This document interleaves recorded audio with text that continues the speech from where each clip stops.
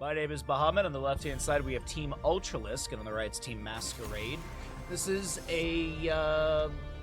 this is elimination weekend for 4 teams. Or I guess, excuse me, 2 teams.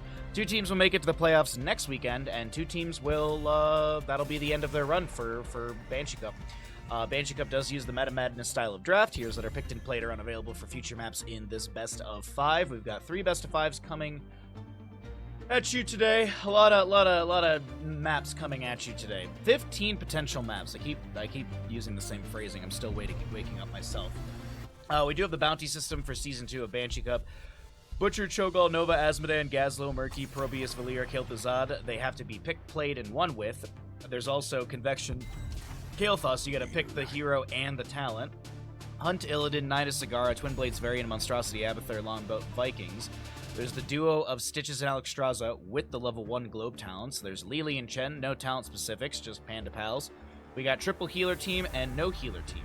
There have been a few bounties already claimed, and basically the way the bounties work, there's $1,000 for the bounty prize pool. For every bounty that a team completes, they get a share, so it's you're basically winning stock of the bounty pool. I believe I covered everything. Meta Madness style of draft. The heroes that are picked and played are unavailable for future maps. Bans at the top of the screen don't matter. Haunted Mines is map number 1 here, which is the admin tournament pick. We'll have Haunted Mines for... there's a cheat sheet. Where is it? Haunted Mines for our first 2 best of 5s, and then Braxis Holdout? No, Warhead Junction will be the 3rd best of 5 today. Tomorrow, the first map will be Braxis, and the final map tomorrow will be Blackheart's Bay. Alright, I believe that's all the housekeeping I need to get through. It's way too early. Yeah, Becca, it is. My alarm went off at 4:30, and I'm still just blinking to wake up faster. It's as good as you've heard, but where'd you go? Where'd you go, Dragon? What'd you do? What's up, Lion? Good to see you, Leo Butt. Wildfire, hello, hello. Alright, so we are into Haunted Mines. We've got a Vala, Lucio, Anduin Band on the left-hand side, Uther, Sylvanas, Maiev on the right. Team Ultralisk has started out their draft with a Blaze, Varian, Stukov. The members of Team Masquerade have the Muradin, Genji, so the Anduin Band makes a lot of sense with the Light Bomb potential on Muradin or Genji, since they have those Dwarf Launch or Swift Strike, even Cyber Agility. And we'll see what we're going to get here. Could see a Hanzo picked up for the Shimada Bro combo. Okay. Good boy, Bandit. Just chill.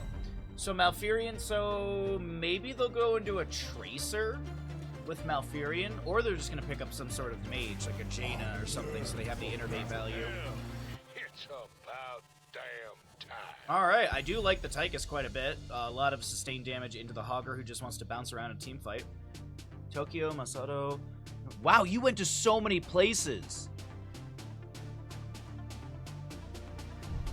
A lot of, Shinshiken travel? What is that? Oh, it's the bullet train. Bullet train. That's super cool, dude. That's super cool. Well, welcome back. I'm glad the trip was good. There's the mage I was thinking about. Okay, so we got Gul'dan for the side of Team Masquerade. Pretty good draft from both sides. Wave clear is fairly good. Sustained damage is great. Burst ability is there. It's honestly a toss-up to me. We'll see what happens. I will note, I believe Masquerade is out.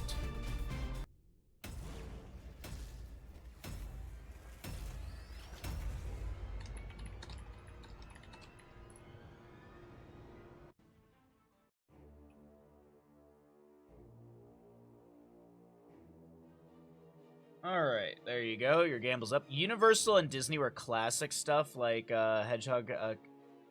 Universal and Disney were classic. Stuff like Hedgehog Cafe, Hot Springs, Standout, is uniquely Oh, nice.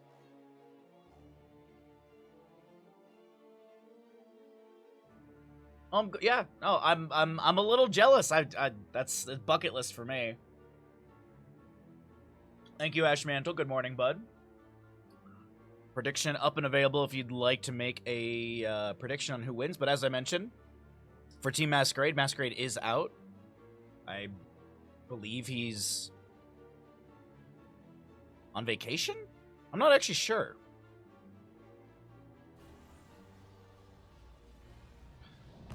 left side of the map as we get into our first map of the day and our first best of 5 of the day. Thanks everyone for joining in. We have got the members of Team Ultralisk. We're going to be looking at X-Ray on this variant. We've got an Ausen Tychus, Ultralisk Imperius, Porky will be your Stukov, and Menelor will be a Blaze.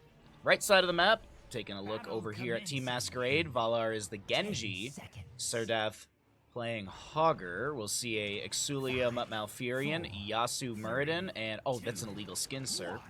And Commander Rex is going to be playing Gul'dan. We got a lot of belief in Team Ultralisk. We'll see if there's any belief in Team Masquerade here for our prediction. Oh, the last housekeeping thing I forgot to do, and we'll say this while we're kind of just seeing teams' posture.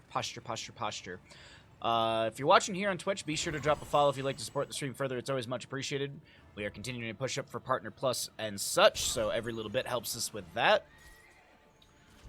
As well as sustaining the stream, pushing up our sub goals, and being able to pay bills. If you're watching over on YouTube, be sure to like and subscribe so we can grow the YouTube channel. Currently at I think I looked at it last night, we're just under 600 subs on YouTube, so we got a ways to go to 1,000 for monetization, but hey, it's, you know, every little bit helps if you'd like to hit that sub button. And we release a video every single day. I add spoiler-free additional time to these best of 5s, and I've been editing them and getting them up quick on YouTube, so a lot of fast content up there, and daily videos. So we got Pursuit of Flame already at 15 out of the 30 stacks for Gul'dan. Varian on 4 stacks of Lion's Maw out of the 25 for that. Typically going to be your talent for taunt variants. Doubt we see Colossal Smash because players don't like to have fun. Also, Colossal Smash is really, really strong with High King's Quest at level 1, and then the level 7 that I never remember. Victory Rush? No, I think it's Second Wind.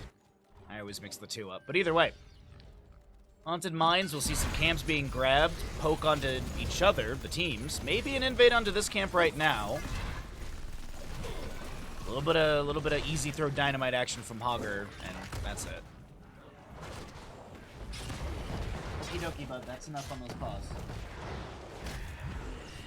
Hey, we got odds. Thank you, chat. Appreciate it. Good damage onto Yasu here. Malfurion drops a root, puts Tychus to sleep. God, the Pursuit of Flame stack's already at 28. Nicely done. 2 minutes, about 3 minutes in, this should be done at the rate at least he's going. Ultralisk to reset for full. We've got level 4s here. Varian is going to pick up that taunt. We've got Bigger They Are for Tychus. He's not going to go for ding stacks at level 4. So heroes or targets, well, I guess it's heroes, above 30%, they'll take extra damage. Once they drop to that 30%, obviously the minigun no longer has that effect.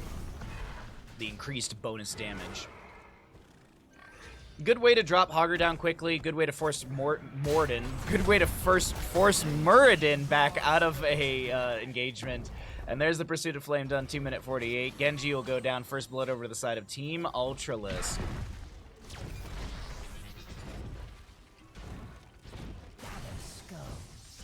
Level 4 for Genji, gonna be picking up that Shuriken Mastery. The Risen Miners are up, and Team Ultralisk has moved into the mines to start grabbing as many skulls as possible. Last weekend when we were watching Haunted Mines, because there were 2 Haunted Mines map last weekend as well, as the starting map for the 2 first best of 5s of the weekend. There's a lot of priority in, at least from those 2 teams, getting the most skulls and then just hard pushing a lane to try and get to the keep. But it was almost like base trading too, sort of. If I remember correctly, there was a bit of just base trading where teams were like, we're just gonna run it down, and there was maybe a bruiser or someone back in the defensive lane to actually try and clear out. But we'll see how it all works out here. See if the tactics changed at all.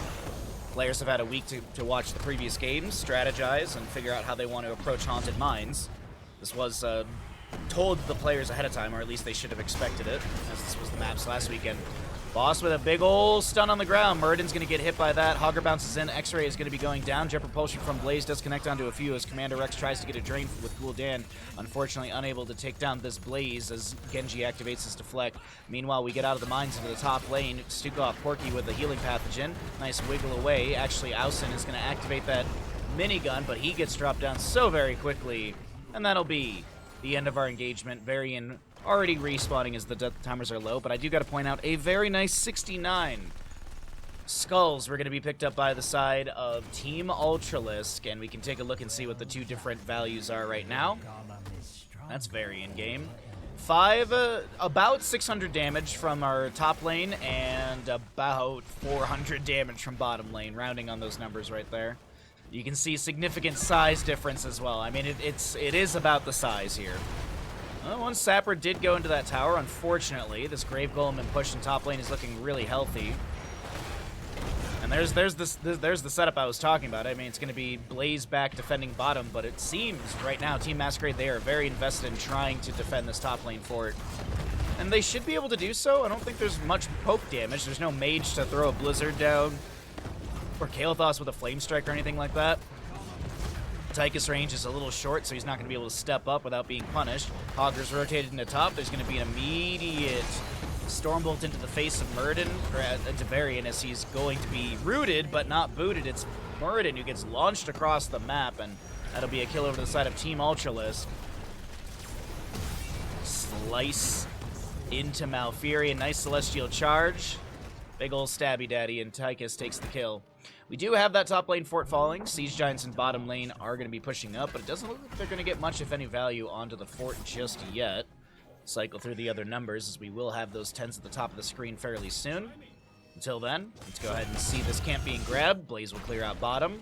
They do lose their fort front gate completely, but it's not that big of a deal by comparison of what's been traded in the map. Size does matter, yeah.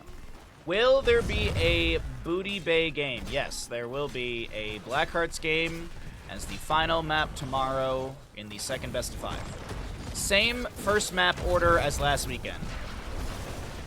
What's up, Mr. I'm Stuck? The first two best of 5s today will be Haunted Mines, and the third best of 5 today is going to be Warhead Junction. Well, the first map in those, and then the players get to choose whatever maps they want, but the admins have decided that ahead of time. Tomorrow, the first map is Braxis for the first map, and then the first map for the finals tomorrow will be, as I mentioned, Blackhearts Bay.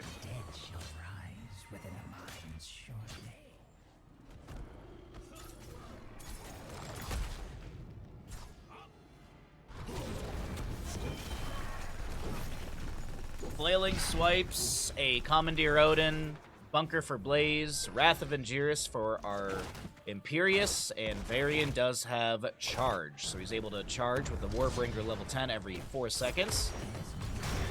Might see healing reduction from him with the Mortal... Ooh, Yasu doesn't get over the wall there, and the overkill activated by Tychus. He doesn't have a grenade to throw in. What?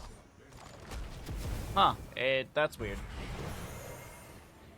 On the opposing side, Tranquility, Horrify, Muradin has Avatar. We've got a X-Strike for Genji and Shockwave for Hogger. As X-Ray's getting low, good Horrify from Gul'dan. X-Strike from Genji confirms the kill into Tychus as he swift strikes through, but Bunker comes down from Blaze.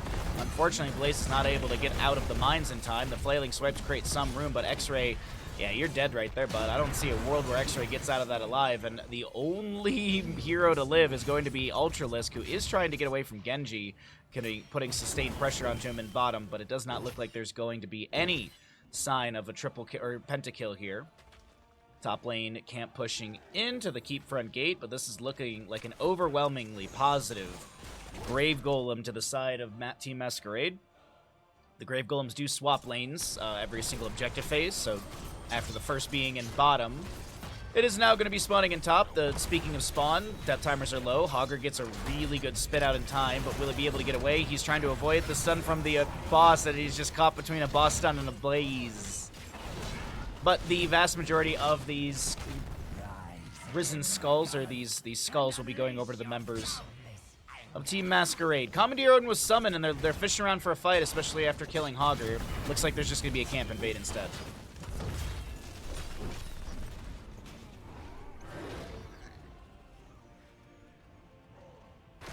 36 to 64 favoring the side of Team Mascarade, but a lot of these camps will be grabbed quite quickly. Also cleared out, as you can see over on the right side of our screen. So Blaze goes to top to defend. No, they're gonna send a few more. Okay, yeah, I was like, this setup. I was like, I'm not a big fan of this setup, especially with the enemy team having such a stronger Grave Golem. 613 damage into structures from that Grave Golem, and top extract from Genji goes out. The camp will be stolen away, as a Jet Propulsion onto Yasuo will be cleansed out by Malfurion with the Nature's Cure. Pyromania active for Blaze. He throws down the Twin Flame. Big Celestial Charge, a taunt from Varian. They're looking at Malfurion. The Horrify from Gul'dan comes out just a little too late as Varian continues to charge down Commander Rex. But here's the thing, he's gapped himself from his team. No one's really around to help out. I mean, they are starting to close that distance. Oh, whoa. Genji in the backline tries to get the kill on Blaze, but he is going to be able to activate Bunker. Gul'dan will be able to Hearth out before... Gul'dan will be able to Hearth out, and I actually can't believe it. It's bottom lane with those sappers, and this tiny Grave Golem is actually pushing better than this very healthy Grave Golem in top. Now, granted, Blaze did go and clear that out, and they did have the camp to help out with the bottom lane, but it's just a little surprising to see. Still, Team Ultralisk coming out on top.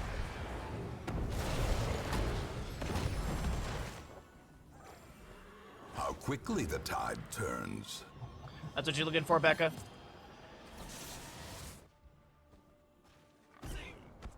It will be Mortal Strike for our Varian.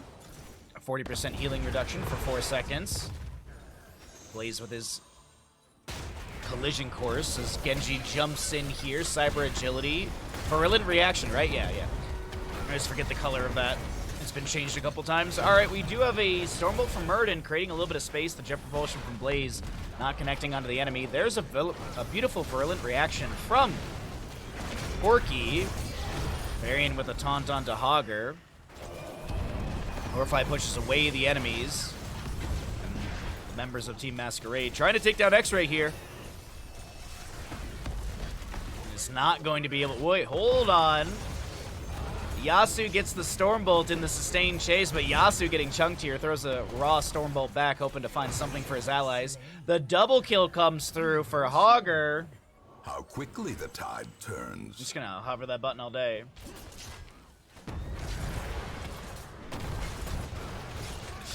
Reigniting the size versus technique debate. We really are. We really are. Alright, third objective phase will be spawning here in just a moment. And we'll have 13 talent tiers on both sides. About a level and a half to go for 16s.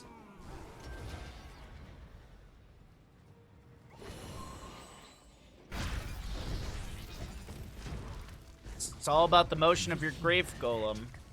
There's a better phrasing in there. There's a funnier phrasing we can figure out for sure. Blaze jumps into the mines, finds the enemy crew, and is like, I'm just gonna go the other way. Varian on this left-hand side will pick up a few of those skulls, but Muradin comes in. He gets the Stormbolt.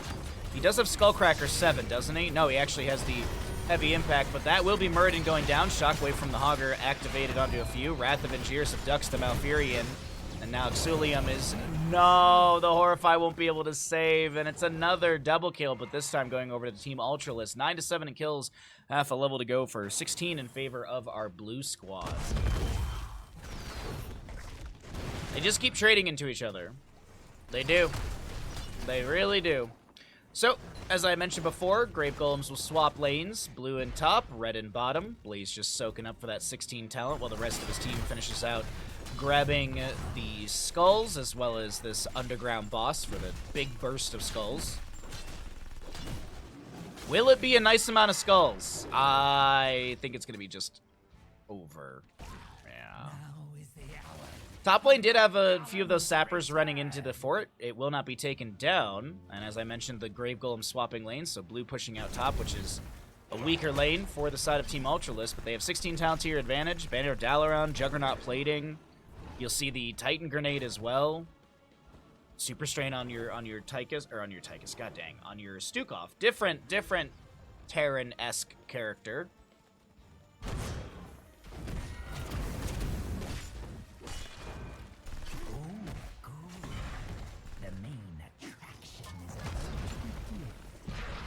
Okay, the main attraction will begin. 16 almost here for Team Mascarade. They'll get it off this wave that has been pushed into the fort front gate. And that does give the Rampant Hellfire for Gul'dan, which is a really big buff for him, in my opinion. You also have that Dwarf Launch Murden, but let's talk about this siege. Commandeer Odin has been summoned. Virulent reaction into the Jet Propulsion from Blaze, and Gul'dan won't even be able to use the Rampant Hellfire value. This actually might be the beginning of the end. A very healthy Grave Golem pushing in through top lane. 711 damage.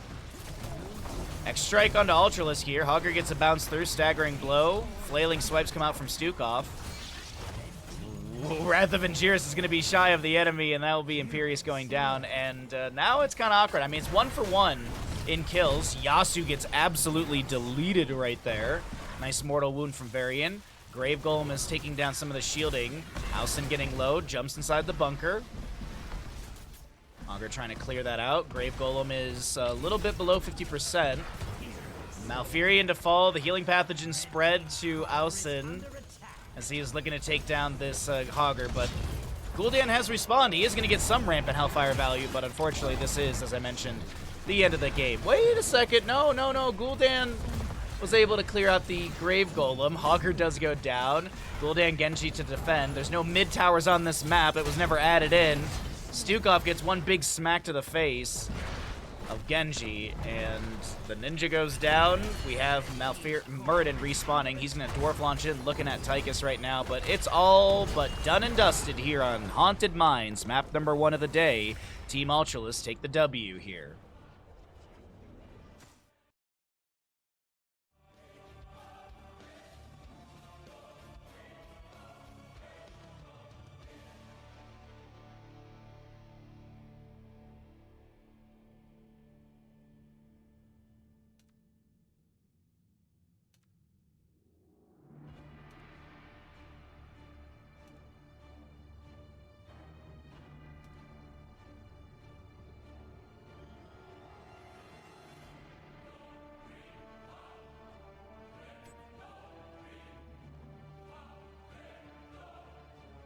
Why didn't it work?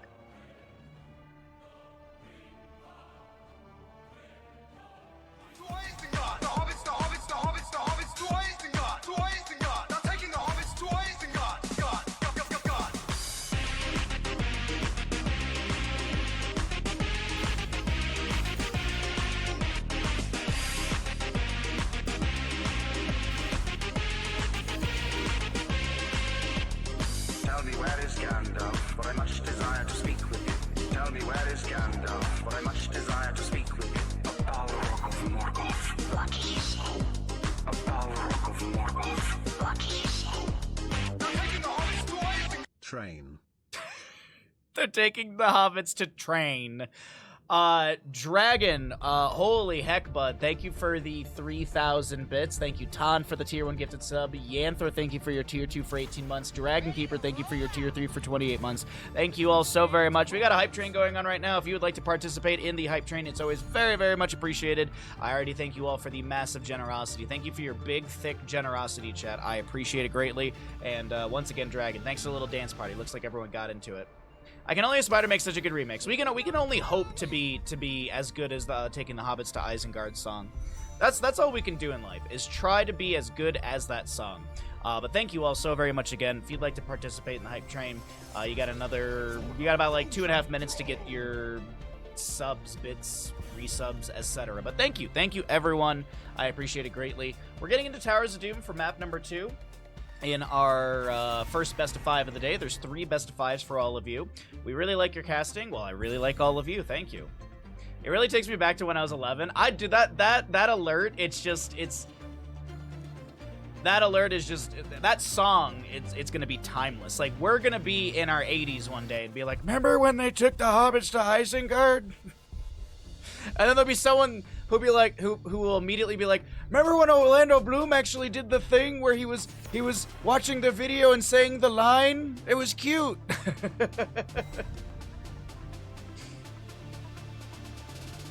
Bahamut on his deathbed requested that Hobbits to Isengard would be played at his funeral.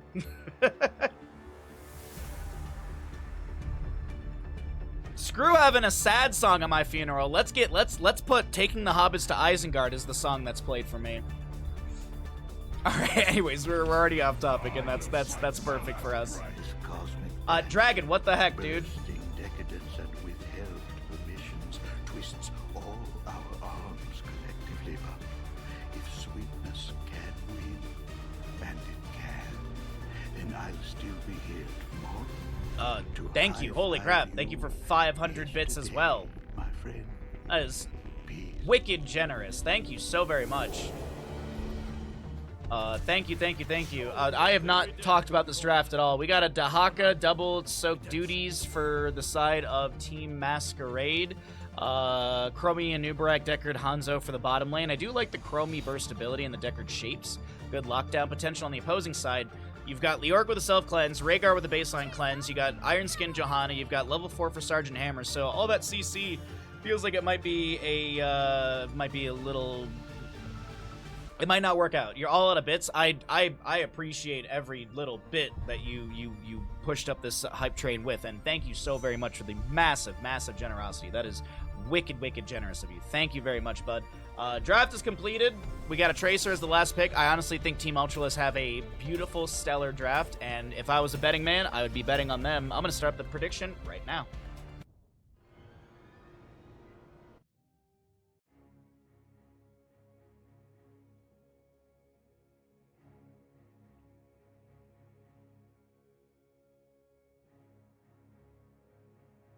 Thank you all for the massive generosity in the hype train. I appreciate that greatly. Thank you very, very much.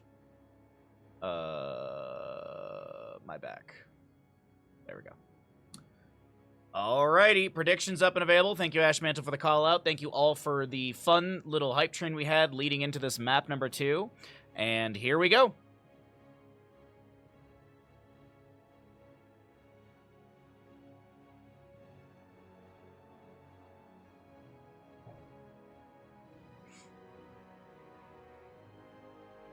I have an idea for a new tier 1 gifted sub alert.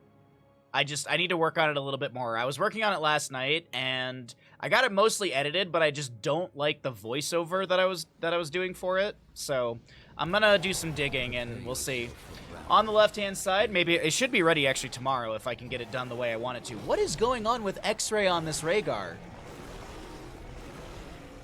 Okay, X-Ray Rhaegar, Alston playing the Tracer. We've got a Menelor on your Leoric. We'll see an Ultralisk Hammer. Porky playing the Johanna.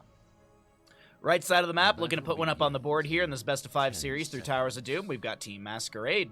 Commander Rex Chromie. Serdath will play Dahaka. Yasu a Nubarak. Valar on your Hanzo. And Exulium to play the Deckard Cain. Alright.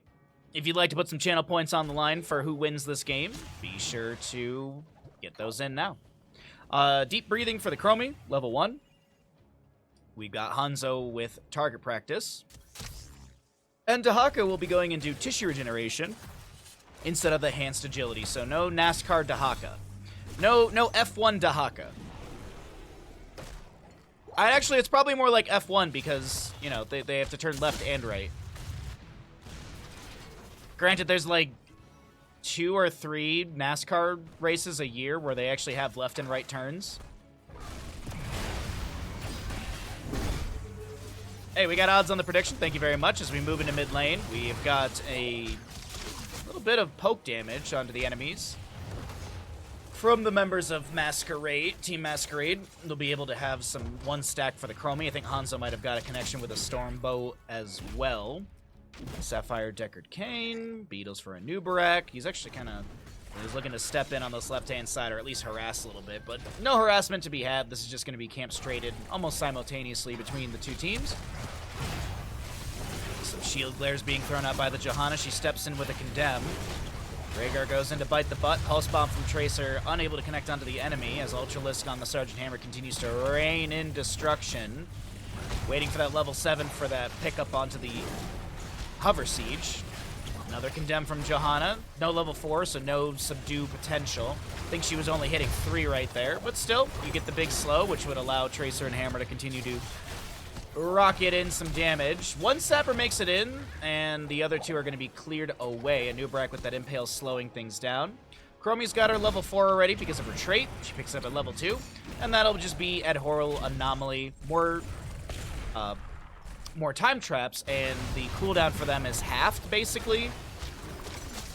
Is it? It's 15 seconds, right, for time traps? Yeah, so it's not really halved, but there you go. And it's reduced by 8 seconds, not to 8 seconds. There's a difference. Potion of Shielding for Decker Kane. Get that Beta Barbs. Beta Barbs is a really nice way to delay out objective phases since it does persist for 3.5 seconds after the Impale has gone out. Also, it's good sustain damage onto the Sergeant Hammer. Some slow potential as well from that, if I'm not mistaken. 25%. So you get a stun and a slow now. And damage per second. Alright. It's a 1 to 11.12 payout for Team Mascarade. Checking Hanzo's stackage really quickly here. He needs to hit Leoric once to get the 30% range increase. And Leoric has been just rotating from top to mid, so maybe Hanzo can catch him in a rotation to mid one time. X-Ray looking for the channel. Looks like Leoric Dahaka will trade out on objectives. The Subdue was picked up by the Johanna. She'll use one of the shield glares. She has the Zealous Glare level 1 for the additional charge. How much are those dealing per glare? 75 damage. I don't think it actually has that 25% increase. Porky! Pulled Porky for breakfast today, as he will be going down first blood over to the side of Team Masquerade as Yasu gets this channel, and I don't see a delay coming through from the members of Team Ultralisk. So the Raven Lord will be falling down to 32 core HP, the Gravekeeper at 36. We get our we get our sappers traded. Yasu stepping into the bush, but as I mentioned, no Johanna. She still has to rotate in. Speaking of rotations, here comes Leoric and Dahaka. Drain Hope is landed as the drag does connect. The camp will be stolen away, and Yasu gets the burrow charge out in time.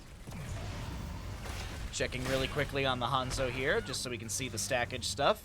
So he did get that head on Leoric, so he's got the 30% range increase. Now he's just got to finish out those last few shots, and he's got to get 2 more on Leoric, which will probably be during a grouped up objective phase, but this is going to be a top left and right objective coming up, so I anticipate this being solo laners trading and bottom lane being pushed in, especially by the side of Team Ultralisk, who have this hammer composition. They've got their level 7, the Hover Siege.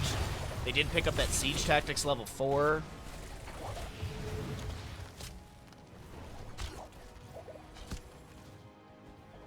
Oh wow, Hanzo finished out all those other stacks, so now he just literally needs to get his last stacks on Leoric. I looked out, he's at 4 out of 5, and obviously Leoric has still been in mid to top. That giggle right there in the background is going to mean that the boss is up and available. It is 5 minutes in game time. And yeah, top lane gate's going to take a little bit of damage. Dahaka's rotating. No, he's just getting the mid soak. Okay. I thought maybe he was rotating in for a little 4v5 advantage for with his allies, but no, not the case. The Orc already setting up on the left-hand side, a little early, but, I mean, he's in position, he's ready to go. It's not like the waves are crashing or anything like that. Chromie Deep Breathing level 1 is done. Hammer pushing up bottom lane as we take a look at the other stats right now. Leoric Dahaka trading, Hammer. Trying not to get pinched by Anubrak and friends, but Chromie is still focusing onto the wave that Hammer had pushed up. Hammer takes a small amount of damage. Yasu now getting chunked here down to like 50% and less. But a beautiful scatter gets the kill onto Tracer. Chromie has the snipe. EU arrows never miss. Now this is pod racing. Beautiful Sapphire. Oh, that Sapphire was fantastic. And a triple kill comes through.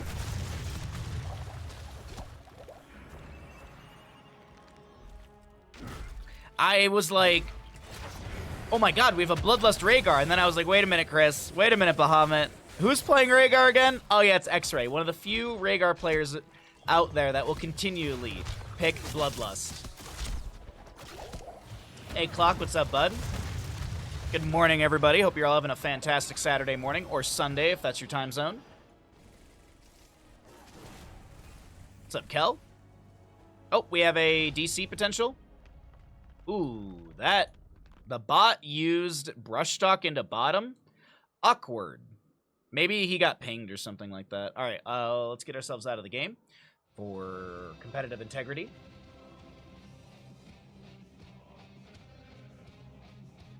Ooh, good morning, everybody. It was a slight struggle this morning for me. Slight, but not too bad. I definitely feeling a lot better today than I was on Thursday, Friday. I don't know what it was. It's not Sunday yet, but I appreciate the representation. Hell yeah, bud. I try and think of everybody. I really do. I do my best. I am okay now. We can resume. Okay, so the Dahaka player's back in. I don't know. For me, like, knowing the relative time zone for some of my viewers or repeated viewers and stuff, I don't know why, but that's like a fun challenge for me.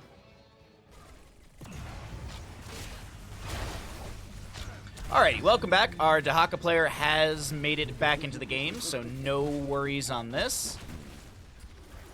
No stress, no strain. He did burn that Brushstock, though, if I'm not mistaken. The bot did burn Brushstock, like, immediately, so Dahaka, it's not that big of a deal. The Orc in the bush just above. Sappers are going to be fed into the fort front gate. Next objective is going to be singular in the center of the map. This could be the moment where Hanzo is able to pick up that last stacks of his, the last stack or two off of his target practice level 1. We didn't talk about heroics outside of the Sergeant Hammer, not the Sergeant Hammer Bloodlust, the Rhaegar Bloodlust, but we'll talk about those in a moment right now. Single objective coming up. Blessed Shield dropped by the Johanna. There's going to be a Bloodlust from Rhaegar, and a Tomb from Leorca. Stay while and listen is the answer. Hanzo has the natural agility away, is able to get the long-range snipe onto Johanna, but Tracer steps up and says, nah, I got this. My bullets are better than your arrows, sir. It's going to be a 2-for-1 so far. Bloodlust has expired. Dahaka getting a couple autos here and there. He's got Feeding Frenzy level 7. Rhaegar goes in for a long-distance bite on the butt, but it looks like, at this time, we're going to be having objective channeled over to the side of Team Ultralisk. And I am once again checking. No, he didn't get a second shot. It's still 1 out of 3 on Leoric. So the extra 100 damage has not come through just yet. Singular objective, yes. Dahaka lands the drag, tags the boss, and really that just buys a win. That buys more time for this top lane wave that is fairly massive of archer minions to shred through the fort front gate, but it won't be completely taken down. We currently have a fight once again around this sapper camp. There was a Blessed Shield coming out from the Johanna. Chromie answers back with a timeout, as well as a scrollless ceiling from Decker Kane to create some space. We currently have a cocoon onto Rhaegar, the temporal loop onto Sergeant Hammer. She's gonna immediately siege up to get the self-cleanse, but she's staying way too long and listening to a little too much of that story from Deckard Kane, as this is going to be a triple kill connecting into Leoric. Johanna steps in for the subdue, and what? How did that not get the subdone stack? That's kind of wild to me. That is kind of wild to me, but a few kills go over to Team Mascarade. They do not want this to be a 2-0 series moving into map number 3. They don't want to drop down to the lower bracket. That is also, by the way, lower bracket, map number, the third best of 5 today is an elimination match today. The Warhead Junction, well, first map will be Warhead Junction. That was a little unfortunate. Didn't get much value onto that gate from that third sapper. Third best of 5, the first map will be Warhead Junction, and that best of 5 is elimination. You lose in the third best of 5 today, you are done with Banshee Cup Season 2. You claim whatever bounties you have, and you take a place. I don't think payout. I don't think there's any payout. Nope, there's not even a payout for fourth. First is 1,000, second is 300, third is 200.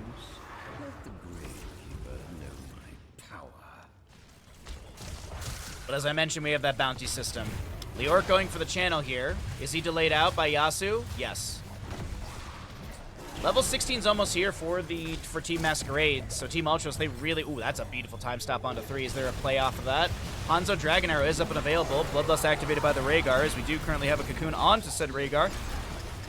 He's immediately broken out, gets the cleanse, gets a chain heal out. Stay a while and listen is the answer to Leoric, as he's going to take a sandblast to the face. The bag of bones is feeling a little rickety right there, and he does get taken down. A max range drag from Dahaka with the elongated tongue right there does find some CC onto Porky, but some CC is about it. Hanzo accidentally took the wrong level 16, went into Piercing Arrow. No quality, flawless technique enjoyers here. Alright, Leoric will respawn in this team fight. Nubrak has to make his way back from the Hall of Storm, so this is an offset fight in favor of Team Ultralisk. Ominous Wraith level 13 was picked up, and Leoric was using that to deny some of the damage from the enemy. Pulse Bomb not connecting onto Hanzo or Deckard Cade right there. Whoa, big burst damage. See, would have got a kill right there. I'm just saying, if level 16 was flawless technique, Tracer dies there. It's a fact.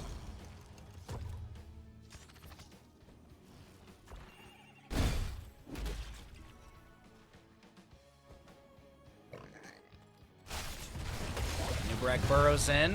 Alcin is able to get the recall from Tracer. Does have the heavy-handed level 16. Temporal Loop onto Rhaegar. Cocoon onto Tracer. He gets a self-cast heal, and that's all he can really do. He has a Bloodlust, but there's no point in ripping that. They rip a Blessed Shield, it doesn't connect, but still a very low Deckard Cain is going to die. Tracer is taken out, so is Sergeant Hammer. Tracer lost any untouchable stat. Oh my god, Hanzo gets the kill.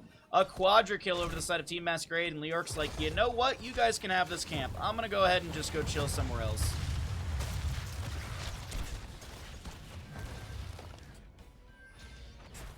Wow, this is looking very equal, but level 16 or level 20 Ultra Capacitors could be huge for Sergeant Hammer. Buried Alive for Leoric could be massive. Rhaegar, I feel like he might go Pit Fighter. Could go Gladiator's War Shout. I think, what is it? It increases the duration of Bloodlust as well. But and the range. I think all it does is it makes it 12 seconds instead of 6. But I don't think any of the other augments are buffed or changed. I think it's just range increase and more duration of said Bloodlust. We'll see if we get to level 20. The assumption is there. I mean, BFG comes through from Hammer as one delay. The Orc on the left gets the channel. Tracer delaying the top right. A time stop onto 2. This could be really hairy here as the Dragon's Arrow will connect. There was an Iron Skin activated by Porky. Rhaegar immediately goes down. Porky just trying to get out of here. Activates Blessed Hammers. Oh, Stay a While and Listen is going to come out. But is it too early? It is a little too early. It doesn't matter. Hanzo is able to get the snipe onto Johanna as well as Hammer. Dahaka lands the drag onto Tracer up here in top lane as Nubrak, Hanzo, Deckard are rotating up. And this split engagement really didn't work out, especially with Leoric potentially getting taken down here. Tracer recall. Nubrak going in for the burrow. Throws out the impale. Can't land either. Leoric looks for the Drain Hope. It doesn't work out. And I think that's 10 shots. 10 shots go into the core of Team Ultralisk. And it's 18 to 16 in core HP. Mid fort being looked at. Mid keep actually being looked at. Rewind. Stuck in a loop. Bullseye. Respect the Elderly. And Contagion. Still 2 levels to go. As a single bell tower remains in top lane that Leoric is unable to defend because, well, he's currently a ghost. And Dahaka's got a decent wave on this. He's going to drop it down to like 30% as Leoric respawns. Mid being worked on now as the little timer did have to elapse there for a moment.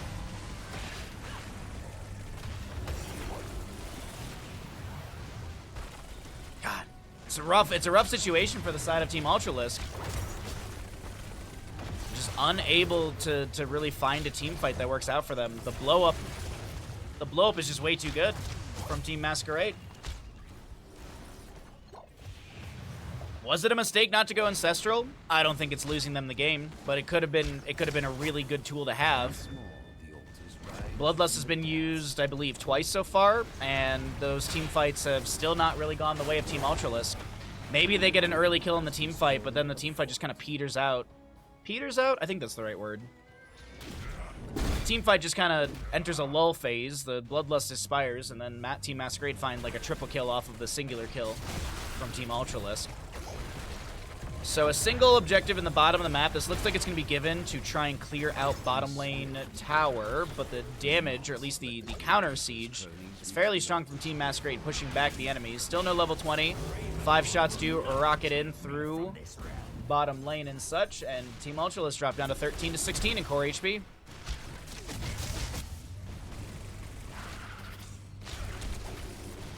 I don't think these sappers will make it over the wall. Leoric on the right-hand side was scouted by those time traps. He doesn't think he's seen. He doesn't think he's seen, but he absolutely is, because he doesn't know that there's time traps literally right there. Tracer gets the recall, but she immediately gets deleted by Chromie. We have the Gladiator's War Shot activated, a new Barak traded, Dragon's Arrow from Hanzo, cleared out by a cleanse from Rhaegar, I do believe. Objectives, singular in the center of the map coming up next. A wave in top lane. Might take down that bell tower. Sergeant Hammer rooted. She'll have some healing reduction applied to her from that emerald from Deckard Cain. But there, yeah, increase the duration and range of Bloodlust by 100%. We have the Get Stuffed. We'll see the Ultra Capacitors, as well as the Buried Alive, and the Blinded by the Light from Johanna. Deckard just trying to zone back Sergeant Hammer. Another Blinded by the Light activated by Johanna. Porky trying to step in. They really want to convert this bell tower and get back on the map, as they have even talent tiers now, and it looks like they'll be able to do so. Still is anyone's game. It's a 3-point difference. Both teams have control over their bell towers. Leoric moves into mid lane for a quick grab of this experience. Dahak is still shoving top, but this wave could actually take down the fort. I don't think Leoric will make it up there in time. No, he should be able to. It's going to be really, really, really close. Really, really low. And Dahaka will be grabbing this camp over here on the top right. Oh, are they letting it go? Oh, they're letting it sit on a sliver of HP, aren't they? They're expecting it to be converted. There's the sappers as well. Grab. Okay. Alston going for the channel. Chromie with 1 delay. Johanna stepping into this corridor to create a little bit of space. X-Ray starts the channel once again. All heroics are up and available. Dahaka gets the conversion on top lane with that camp he grabbed. Siege Tactics activated. Sergeant Hammer trying to break Rhaegar out. Stay well and listen will be coming through. Temporal loop onto the Leoric, as he's just going to drain hope, and he's still alive. Tracer does go down first in this. Bloodlust activated by Rhaegar. They will be able to take down one. That's going to be a double kill. Ultra Capacitors are making some really good value, or are going to be dealing some great damage for Team Ultralisk. Sergeant Hammer boosts into the enemy team, but has to be a little careful here. Hanzo Chromie do have decent damage. And 3 shots go into the enemy core. By the way, 2 of those sappers did make it over the wall. I was like, why is it not 13 to 13? 2 sappers made it over the wall from top lane. 1 sapper got the bell tower convert, and the other sappers made it over the wall into damage. But we will be seeing Leoric grabbing or pushing back top lane. Bottom lane keep will be taken down. Sappers in bottom will now be grabbed by the left-hand side Team Ultralisk.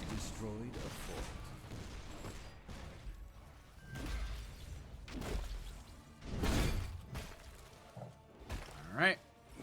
Slow, steady clear into top. Bullseye gets a stun onto Hammer. It's a 1 second stun? Yeah. Dahaka's now respawn. 5 seconds on a new Barak, 22 on Chromie. It looks like they're just going to take the sapper damage. Oh, nice use of the concussive blast. Push back the minion wave so the sappers do step up. And it's a 1-point difference between these 2 teams, as Leoric has another wave to push onto the top lane fort, or the keep, and he's gonna boss trade? Well, not really trade, but boss to be traded for the sapper damage through bottom. Now Leoric gonna play it safe and slow in top lane.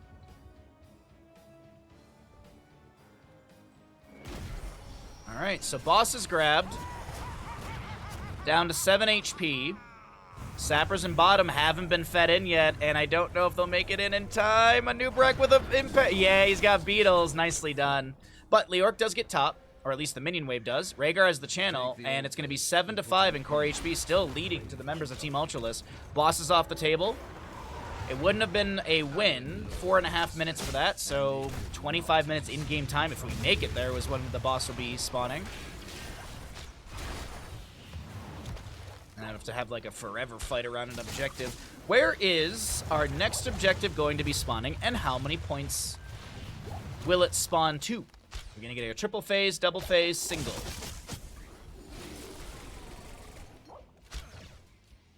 Double phase, top left and right of the map. Leoric Wraith walks in. Time Trap's providing some vision for the members of Team Mascarade here in these two little corridors above, where Leoric could maybe go fishing for an Entomb. Nubarak trying to step in. Dahaka, he gets top lane back in his favor. That was quick, wow.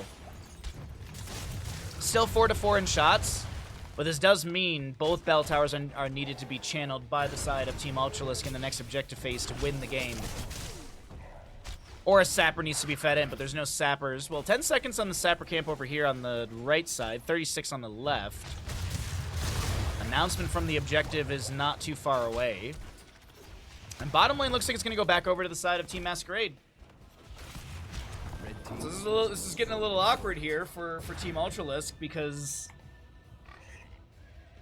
prepare yourselves, heroes. They could lose off of this. Yeah, they could absolutely lose off of this. The math is there for both teams. A double channel from one side is a win, a double channel from the other is a win. Oof. I guess you just trade these and it's a 2-2 game, huh? Yeah. Unless, no, they're going to get top left in time. So it will be a 3-1 game, I believe, with this, yeah.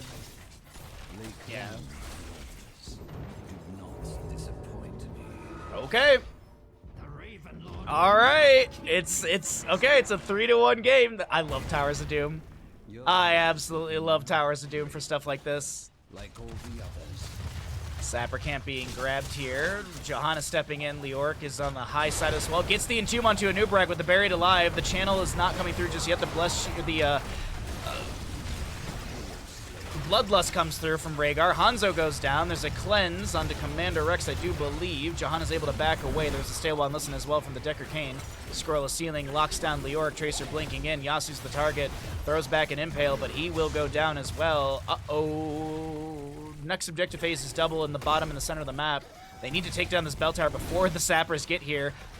The damage actually might be quick enough to do that.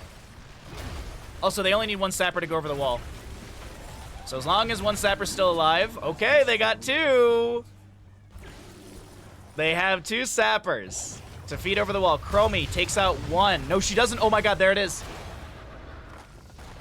What a game. Team Ultralisk.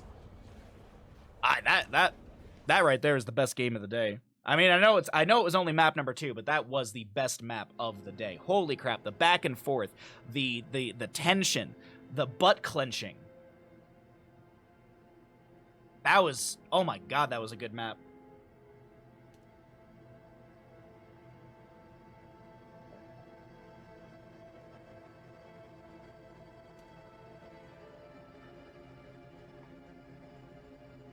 All right, Team Ultralisk, one map away from moving into the upper bracket final for tomorrow.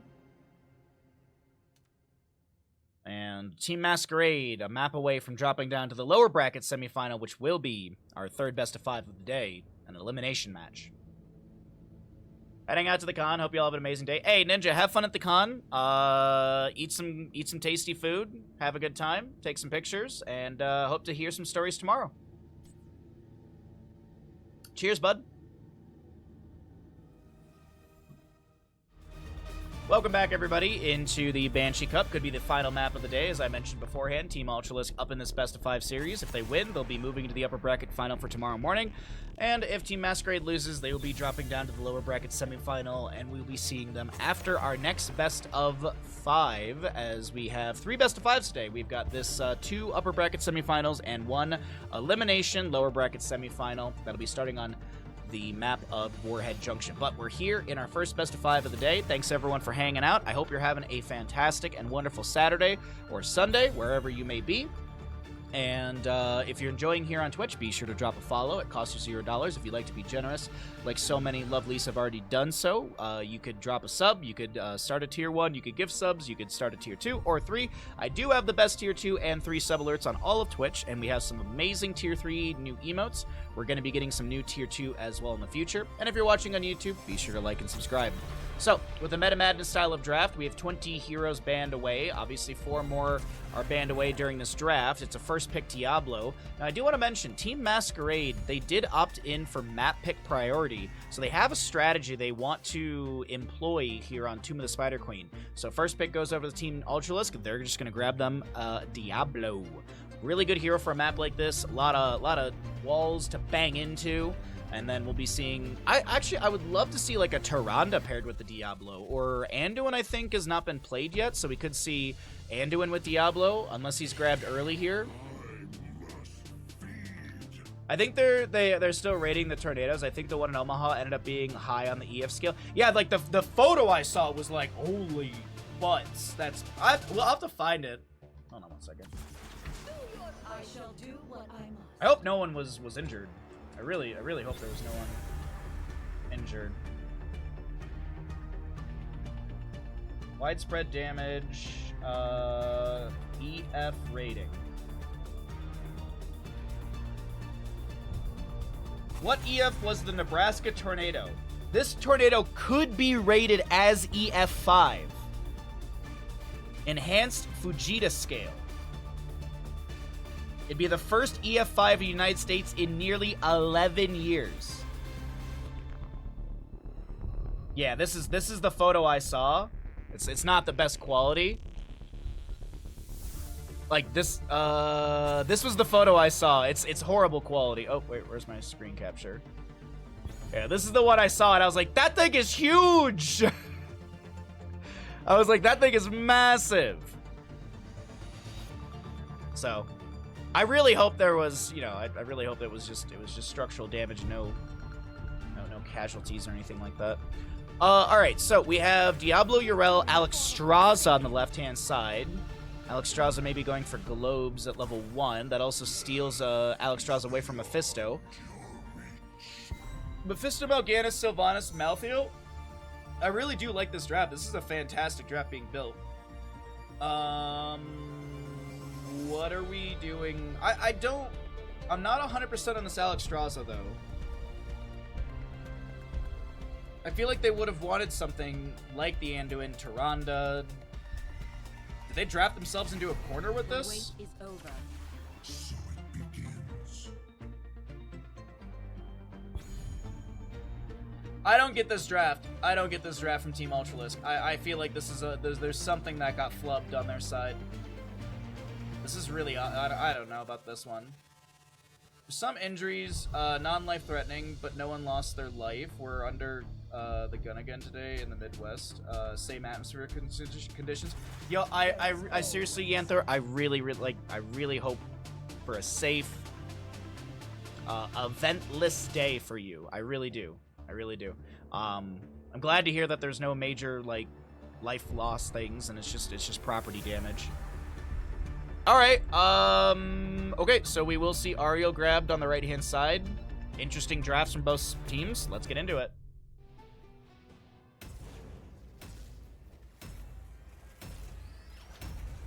You pin someone with Diablo and dunk them. Easy. Yeah, but I love Azmodan. Don't get me wrong. I love Azmodan. It's just there's so many heroes that could have been drafted that would do it better in that situation. And I'm a little confused by this draft. Is it one of those things where Team Ultralisk feels so confident that they can take this Azmodan? By the way, Azmodan is a bounty, and he has not been completed, right? Yeah, Azmodan is a bounty, and he has not been done by any team, actually. Toshi, thank you for the follow. Glad you're enjoying the content, bud. Yeah, I know the Alex was a deny onto the Mephisto, but it just feels weird. It just, like, I don't know if it was really necessary to deny Alexstrasza against Mephisto. I know that there are some synergies. I mean, obviously, Spite level 4, and we rarely ever see Hysteria, but that could be an option. the Alexstrasza feels super weird to me. But we'll see how it all works out.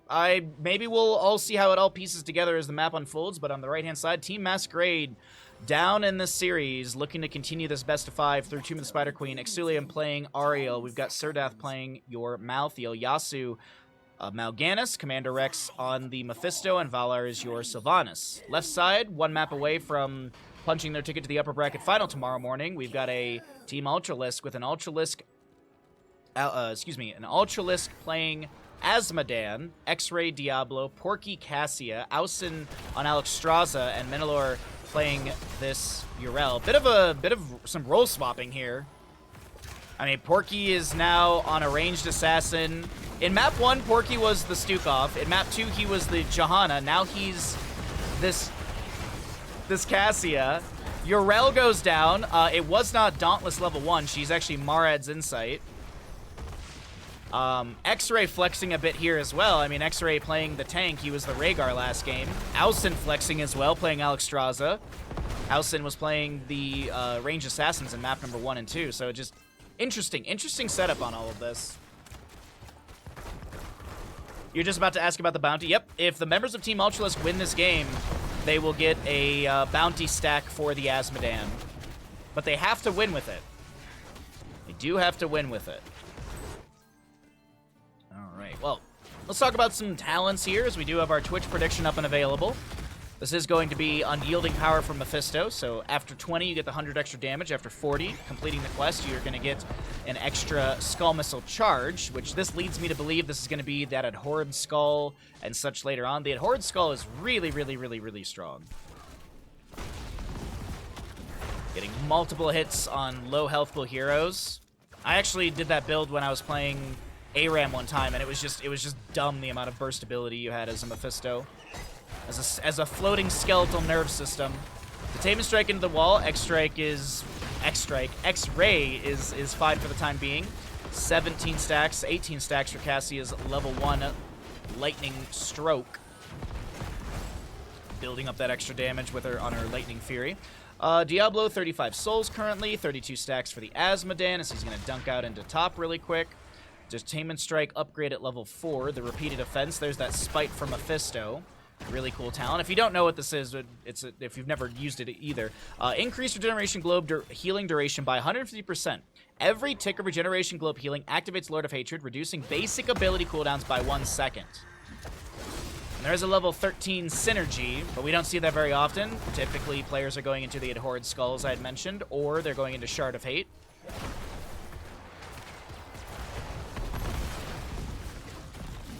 Got Live and Let Live at level 1. James Bond title for Alexstrasza. Heat Exhaustion level 4. No repeated offense stacks. 21 Skull Missiles from Mephisto, so he's got the extra damage. Just trying to get that last bit of stackage as we have a Night Rush into a few enemy heroes here. Yasu seems completely fine. Gets the Fellclawed stun into Porky. Porky, quick little heal from Alexstrasza, poking back onto the enemy. 24 stacks for Porky as we move our solo laners back into bottom lane.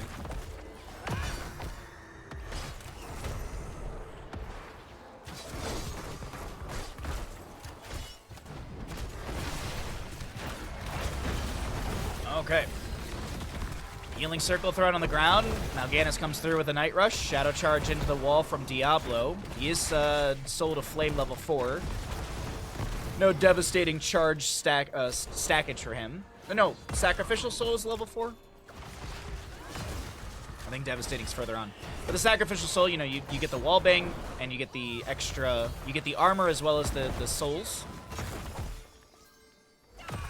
Now I'm doubting myself. I gotta check. Now I'm doubting myself. I gotta check these things. Where are you, Diablo? Sacrificial Soul. Okay, I was right. Okay, there we go. Apologies. Just it would have driven me nuts. Well, available turn into both teams. Sylvanas Malthael gets a nice chunky 23 out of the 50 turned in. A Detainment Strike into the wall. That's the third stack of repeated defense. Mephisto's done with his level 1, so he can rocket out more Skull Missiles onto the enemy team or enemy heroes. Diablo's done with souls currently, or at least he's full on souls. If he dies, he's got that shorter death timer. Night Rush into a few enemies. Porky getting chunked heavily here. He's going to try and fend in, but he goes down. First blood. Second blood, actually. Second kill of the game goes over the side of Team Mascarade, and as I said, I'm really not too sure about this draft coming out from Team Ultralisk here.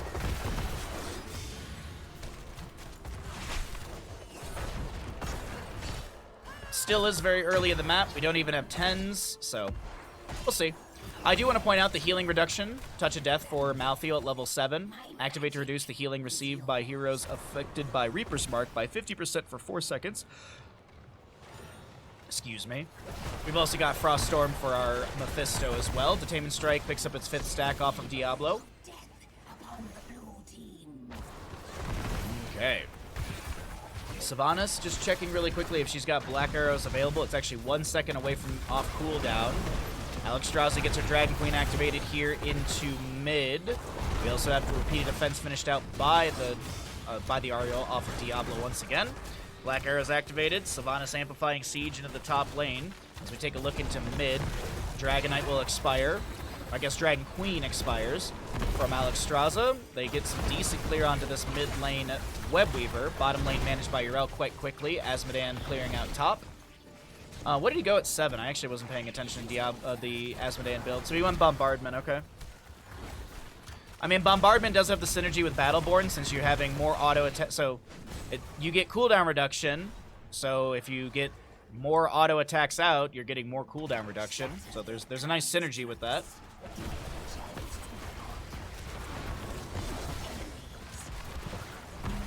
Heroes. Yeah, okay. And you also get Annihilation. I forgot about that. I was like, there's a paragraph there and I'm forgetting something.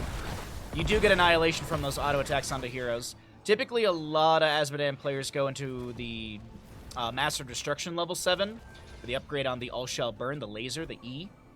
And that will typically be, you dunk E and you get a really quick clear onto the wave. Does not look like that'll be the case. We do have heroics across both sides. We're going to go ahead and cycle through the other numbers, and we'll talk about those heroics as well. Diablo gets a Shadow Charge right into... Ooh, hold on. The Mind Control comes out. There's Endurance of Fate. Diablo hit with everything.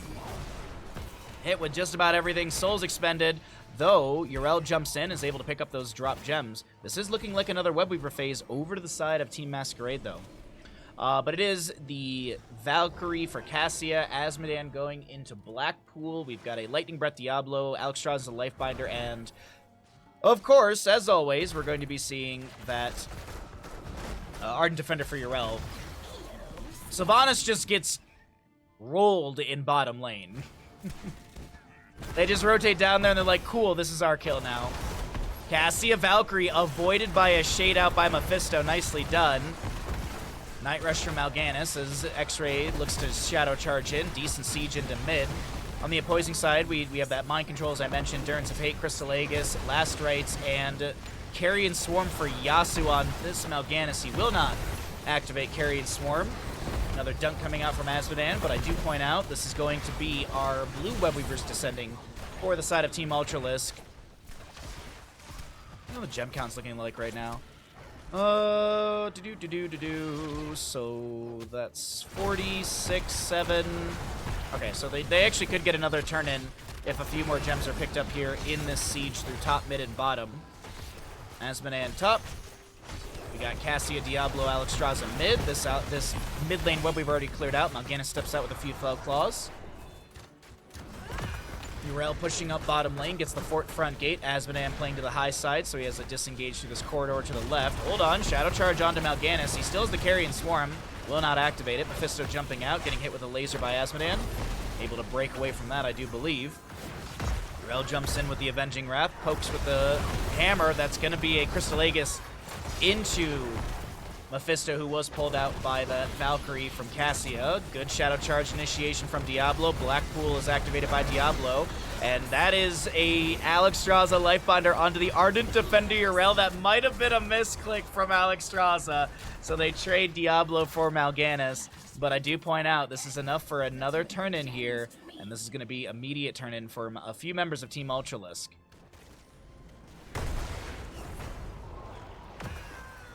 362 stacks for our Asmodan, 83 souls on Diablo as he's about to respawn in 8 seconds here. We've got Mephisto done with 1, Ariel done with her level 4, Repeated Defense. The Malthael Last Rites has 1 stack, so he's got 5 seconds off his 70-second heroic. And 61 stacks for the Cassia. Just really quickly, if you're curious, the extra damage is currently 107. Plus another 163. You can do that math, chat. I believe in you. Cassia Valkyrie does connect onto Mal'Ganis at the end. He still has Carry and Swarm up and available. Mind Control onto Diablo. Does he have enough souls to respawn? He will get the Lifebinder this time. Lifebinder a relatively low cooldown at 50 seconds and a 50 mana cost as well. Those blue Webweavers have descended into lanes. We got Malthael clearing out bottom. Diablo once again splitting Yasuo. There's Endurance of Hate I thought I saw coming out from Mephisto, but those are just skull missiles realistically.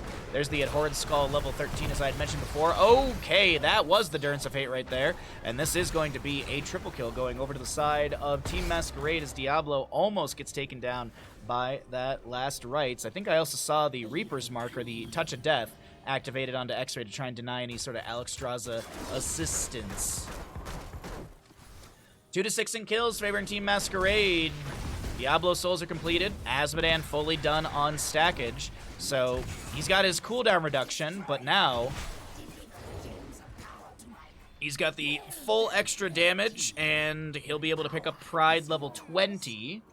We've got Brutish Vanguard level 13. I'd really like to see him go into Hellgate level 13 or level 16.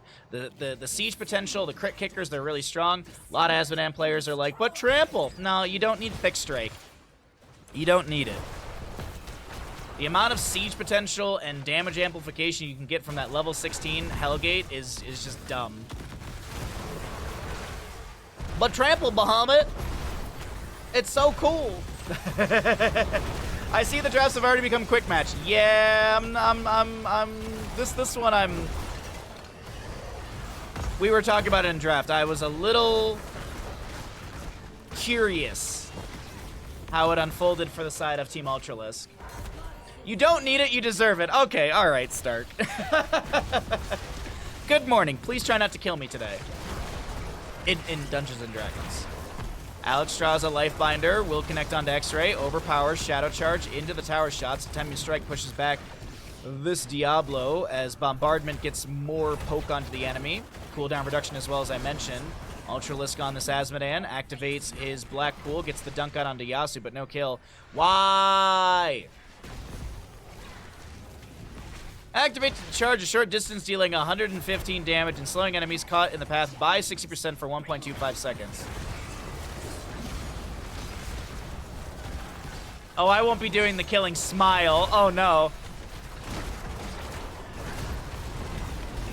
Last rights connect onto Diablo the Sylvanas is the one to go down right there. Azmodan and Diablo still trying to back away. Carry and Swarm was already utilized here. Yasuo gets smashed into the wall, and things are falling apart on the side of Team Masquerade as the dunks are coming through. Righteous Hammer, there's a Lifebinder from Alexstrasza into Ultralisk. Diablo and friends are still trying to chase in. Gotta be careful against this Malthael and such, as X-Ray is getting chunked. He's got full souls. He's got a heal. Oh, no, he's Attainment Striked out.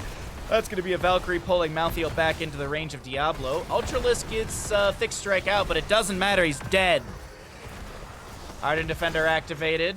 Currently see X-Ray low. Goes down to Malthael, and this feels like Team Ultralisk kind of overextended in this mid lane engagement.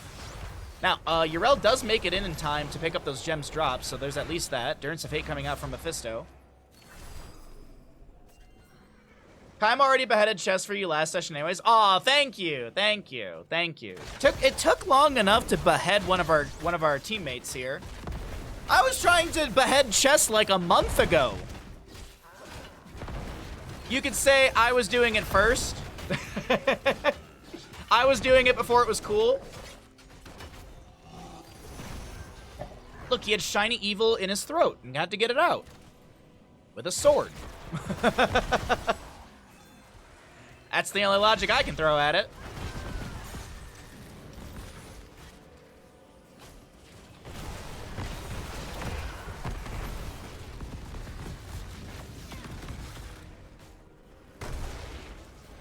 Okay, so Red Webweavers will descend to the side of Team Mascarade.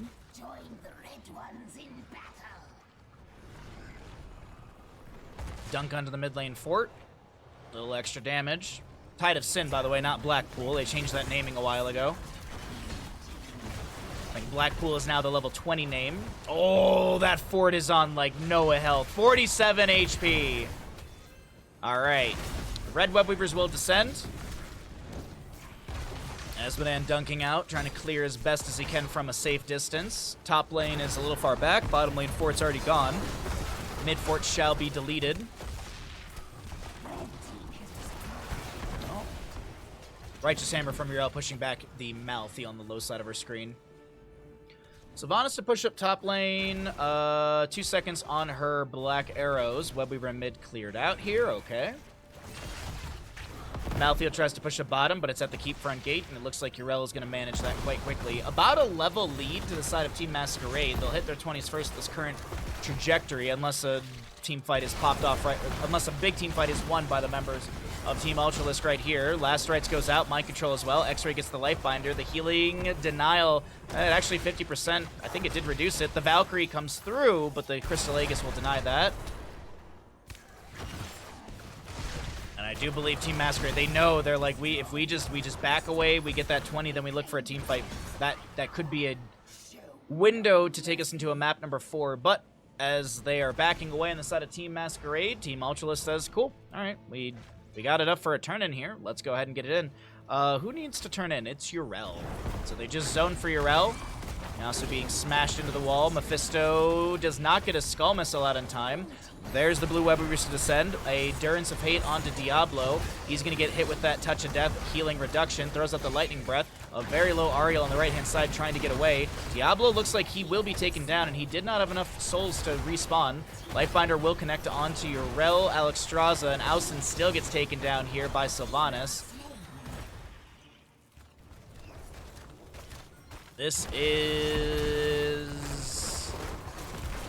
yeah, this is awkward. Carrion Swarm upgrade. Asmodan dies to Malthiel. I think that was last rites. Yes, it was. I do believe it was. Timing looks right. Call the Dark Lady. You'll see the Mimic as well as the Diamond Resolve. Malthiel has the No One Can Stop Death. Webweavers get, like, no value. Still is one structure difference, one fort difference between these two teams. Keep front gates are looking fairly healthy, except for bottom lane. And top lane is kind of the same. Posturing for boss off of this Webweaver phase to end. We have that Imprisoning Light for the Cassia. We'll also see Pride for Diablo, so after getting the 400 Annihilation, which he did, the area of the Globe of Annihilation is increased by 15% and deals 125 more damage. Hellstorm for Diablo, Ritual of Life for Alexstrasza, makes sense. And we will see Seraphim. Bottom fort does go down, so it is full parity on the map structurally. As well as it's 4 to 11 in kills, 20 to 21 in our levels, and boss plus Webweaver is attempted and will be picked up by the side of Team Masquerade.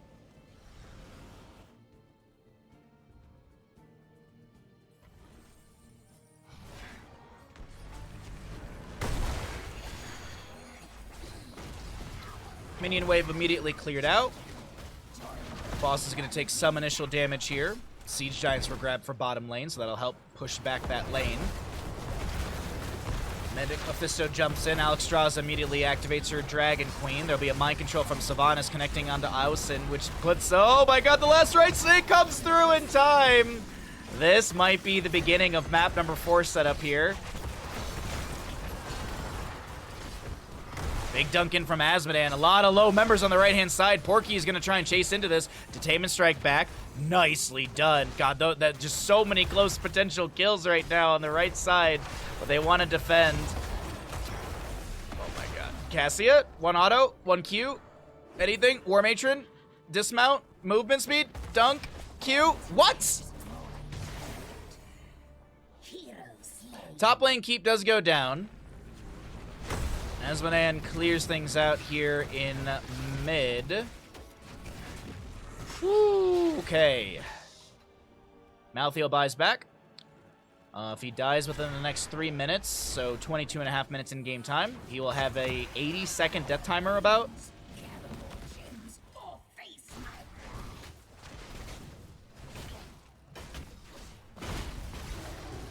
Ooh-wee. Take a look here. See, boss is up in 3 minutes 16. Uriel soaks up bottom lane. There is an impending Webweaver turn-in for the side of Team Ultralisk. The dunk from Asmodan going into mid. There's a call the Dark Lady onto X-Ray, pulling him out of position. Looks like Malthy also reduced his healing as well. Mephisto trying to jump in here with that Mimic and Shade. Asmodan dunking to clear back the waves. Lightning Breath Hellstorm activated by Diablo. Everyone runs away from that. Cassia connects. Diamond Resolve used. There's going to be Endurance of Fate going out. That connects onto Urel. She gets the Ardent Defender out in time. The last rights come through, and Urel gets a full health bar. Carrying Swarm with that upgrade at level 20. Oh, Porky still goes down. The Lifebinder Ritual Life is not enough. X-Ray creates a bit of space for his allies with that Shadow Charge, but he may go down for that. Does he have souls? He does indeed. He'll respawn here in 3 seconds. This is looking really awkward here for the side of Team Ultralisk.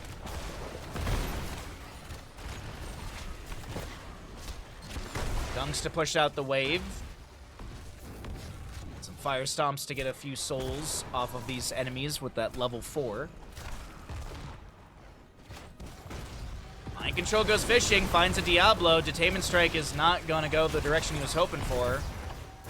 Night Rush into Ultralisk. He is chunked and going to go down. Yasuo is very low, but it looks like there's no kill into Yasuo. Actually, there might be. There's a lot of good damage available, but it's not going to be enough. It's a last rights into Urel, and she goes down this time, too, with no Ardent Defender available. The Lifebinder comes through. The multiple ticks are here. X-Ray trying to get away. Looks like he's going to still fall. No, he's able to back away just fine. Okay. He did get a whole heck load of souls off of that. Off those Fire Stomps and the dunks from Diablo. Mid keep has gone down. Detainment Strike off of the Overpower. Alex Strauss gets her Dragon Queen activated. Lightning Breath Hellstorm. Cassia Valkyrie is going to activate. Malthael trying to get away here. Hellstorm still going, still going, still going. All right, there you go. It's good stuff. Diablo, though, getting really low once again. Soul Shield is activated. He's going to bop this Malthael into this core. Last Rites is applied. It doesn't find the value. Diablo's back to full souls. Mind Control onto Porky right now. Lifebinder activated onto Porky. Will come through. The core shielding, by the way, has been dropping this entire time, and health as well. Malthael's bought back in, but ladies and gentlemen, Asmodan bounty denied, and we're heading into a map number 4. GG, well played.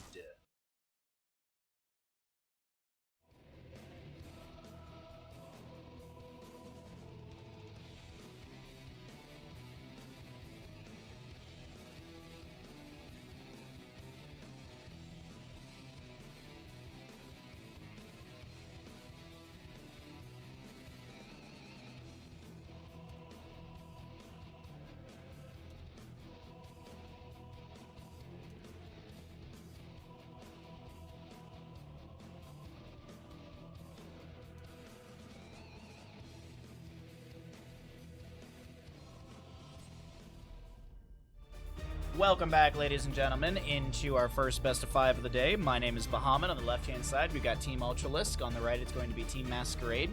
We are here in map number 4, Garden of Terror. That means there's 30 heroes unavailable due to the Meta Madness style of draft. We're going to be seeing 4 more heroes banned at the top of the screen. So this is going to be a really, really fun map number 4 here, just because of, well, how the hero pool is limited. Wiseman Sphere is so unbelievably good. Damn shame we'll never know how the series ends. We will eventually. It's just Ruffus has to stop having a pissing contest with George R. Martin about who can take longer to finish their goddamn series. Look, once George R. Martin releases whatever book everyone wants from him to release, Rutherford will be like, the next day, he's like, see, look, it took me longer. I put more effort into it, George R. Martin. I've been told that the Game of Thrones books are very good. I've been told by multiple people, so that might be on the list down the road. Might be on the list for me down the road, but we'll see. Brightwing first pick on the left-hand side. She's using the Deathwing skin, so obviously this is a nod that Team Ultralisk will be picking up Deathwing later on in their draft. Alright, so it's Garden of Terror. This is a map that siege potential is camp clear and grab is very critical. An early Sonya and Uther be grabbed. This leads me to believe that we're going to see a double support composition from the members of Team Masquerade. But Martin. Good job, Buttspot.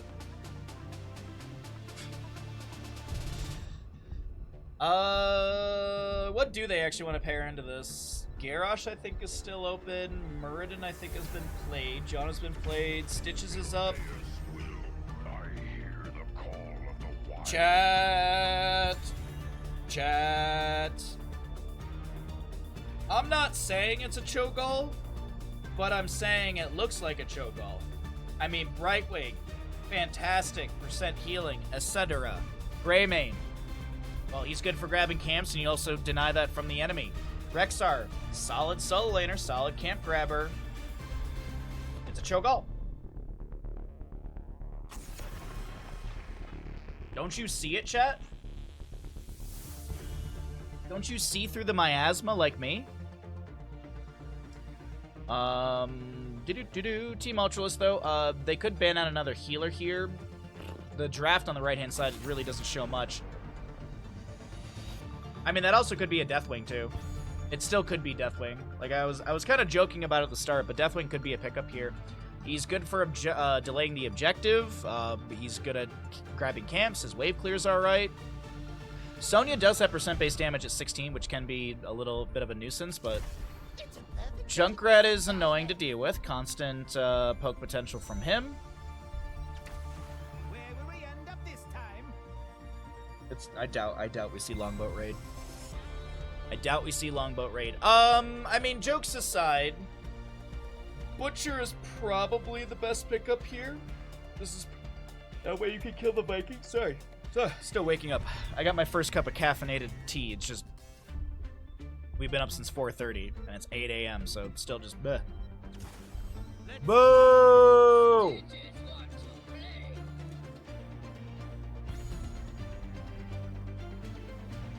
Boo. I mean, it's a good kidnap composition. Hook, Gorge, gust away the enemy, phase shift onto Stitches, polymorph available. Cursed Bullet, burst ability, don't know how we got to Cursed Mort, is fairly strong. Rexar has the charge with Meetsha.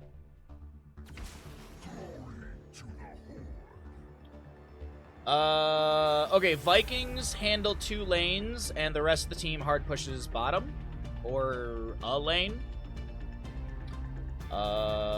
Bovine Eyes, thank you for the follow. Glad you're enjoying the content. I'm not sure. Oh, by the way, we are like 2 followers away on Twitter from 2,000, so if you have a Twitter account and you use it or you don't, be sure to follow on Twitter so we can get over 2,000 followers. I mentioned this recently, and I lost a follower. Granted, though, one of my favorite StarCraft 2 streamers did follow me, so that's pretty cool. Take that W.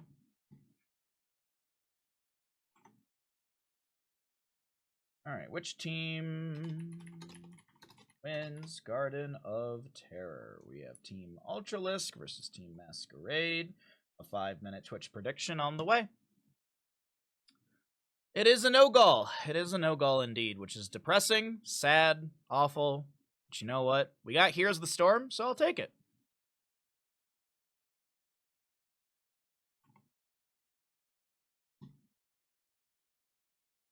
Is this... Oh, never mind.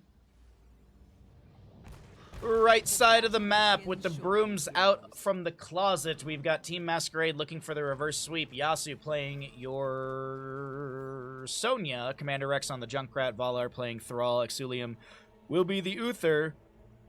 And Serdoth is your Balog, Olaf, Eric, the Lost Vikings. Looking to the left of the map, we've got Team Ultralisk. Manalore is the Rexar, Misha to play Misha, Porky on Brightwing, Ausin on Greymane, X-Ray Stitches, iHook, Ultralisk will be playing Falstad auto attack build. And the battle has begun. Toughest nails for the Sonya, block stacks for our Olaf as well with the Olaf the Stout, Junkrat with the extra wound timers. Those will be nerfed in our upcoming patch. Down to 100% bonus damage. We've got Wave of Light for the Uther. Oh, also, if you didn't know there's a patch, exclamation patch in chat. Get you a link over to the video we reviewed, or the patch we reviewed, and the link into the patch is also in that video. As I mentioned, auto attack for the Falstad, Hyper Shift Brightwing, Patchwork Creation Stitches. We've also got the Bird of Prey for the Rexar. So increase the swoop damage by 150% to minions, so just extra wave clear from him. Yeah, exactly, Devastated. No one plays Misha. A hook onto Uther as Sonya steps into the bush, lands the spear onto Ultralisk, and he's able to barrel roll away, taps the well for safety. As I mentioned, looks like Vikings are going to do a... Oh, we got Vikings in all 3 lanes here. Okay. I was thinking that we would see like a 2-1 Viking setup, or maybe we'll see like a 1-1 Viking setup with Eric rotating between top and mid to help out or harass. Looks like the Viking globes are tracking correctly. So Viking globes are tracking correctly on our bottom bar, if you are curious. I know it sometimes bugs out, but it seems like it hasn't been. Maybe it got fixed, I'm not sure. Ally hook onto Porky, able to get away here, invade onto the camp. Will it continue? Oh, it does look like it will, because Rexar, Misha, and Greymane showing in top lane with these siege giants. So this is going to be a hard siege onto the fort front gate. Junkrat is rotating up to help assist in displacing the enemy team, or displacing the siege. Displacing's not the right word. Dispelling? Sure. Alright, siege giants that were stolen away are cleared out. Sonya a little bit low, but siege giants and friends in bottom are available, so Yasu's not too worried. Full bar of rage or fury for her. We got auto attack level 4 hammer gains. There'll be the Misha sacrificed in top, unfortunately. Greymane lunging out right there really quickly, trying just to get it far away from the chattering teeth chasing him down. But we have that eyes in the dark. We'll see the odd hammer gains. Hunter Gatherer, Brightwing with the magic spit. Still have time on the gamble, by the way, and we do have some pretty good odds if you are interested. Frostwolf pack for our Rex, for the Thrall, excuse me. We got a Wave of Light Uther at 15 stacks. We will go Pursuit of Justice level 4 for the movement speed after landing the Hammer of Justice. And it's not even, doesn't need to be onto a hero. It just, when you use Hammer of Justice, you have 25% movement speed for 3 seconds. Brightwing gets the channel on the objective. First seed goes over to the side of Team Ultralisk, who push up bottom lane with an available camp.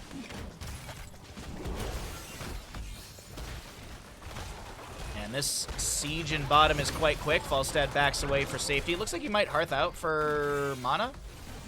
Oh, he's just going to throw a hammering onto Yasu here, who's going to try and spear in. Will land the spear onto Porky. Immediate stun from Uther. Soothing Miss activated by Porky, but that Brightwing does go down. A hook will connect onto this Uther, but not enough tower shots, not enough damage, and Uther will live. First blood goes over to the side of Team Mascarade. Best of 5 series, trying to go the distance as a Viking goes down in top. Currently at Falstad clearing things out in mid, does tap the well for safety. 15 regeneration globes on our Vikings as Sonya picks up that Poison Spear level 7. We have the Ancestral Wrath for our Rexar, or I keep doing that, for the Thrall. Different orc. Different orc. Secret Weapon Falstad. We'll have Putrefaction as well as the Vile Cleaver. Misha picking up Aspect of the Beast. We'll have a Falstad taking down an Eric in bottom, but Misha is going to be sacrificed here in the top. Minimal trades right now. Valar getting the channel. Is there a hook? Is there a delay? Uther will eat that hook, and the channel continues. 1 seed for both sides.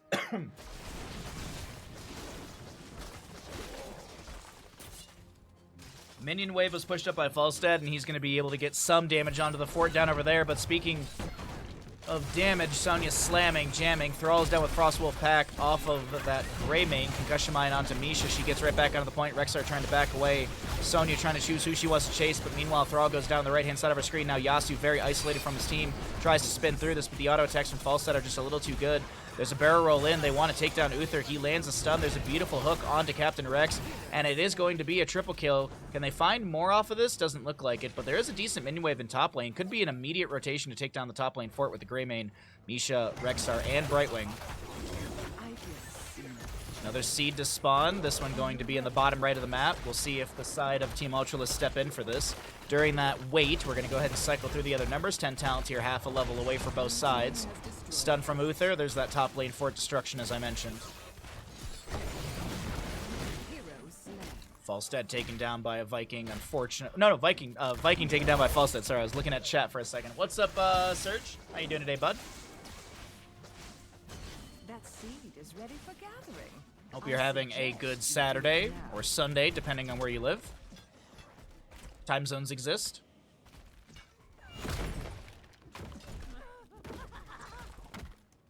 Let's see what we got here. No longboat raid, so no, what's it called?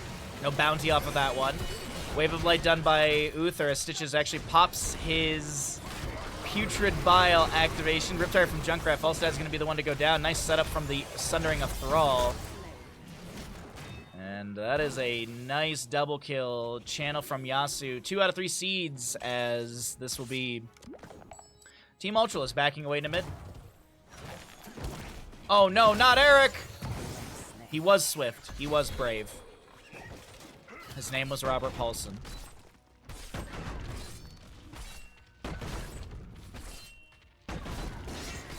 Alright, what do we got for heroics? We didn't really talk about some of these. Riptire, Bless Shield, Sundering, Play Again, Leap for the Sonya. Putrid Bile Stitches, which is a little surprising. I was kind of expecting a Gorge comp, but either way. Blink Heals for the Brightwing, Curse Bullet, Greymane, Wind Tunnel, excuse me, no. We'll see Gust Falstad and Rexar with the boards.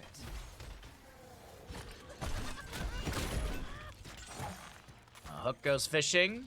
No fishing hook yet. No extended hook, I guess. 40% range increase, so Viking will fall in bottom.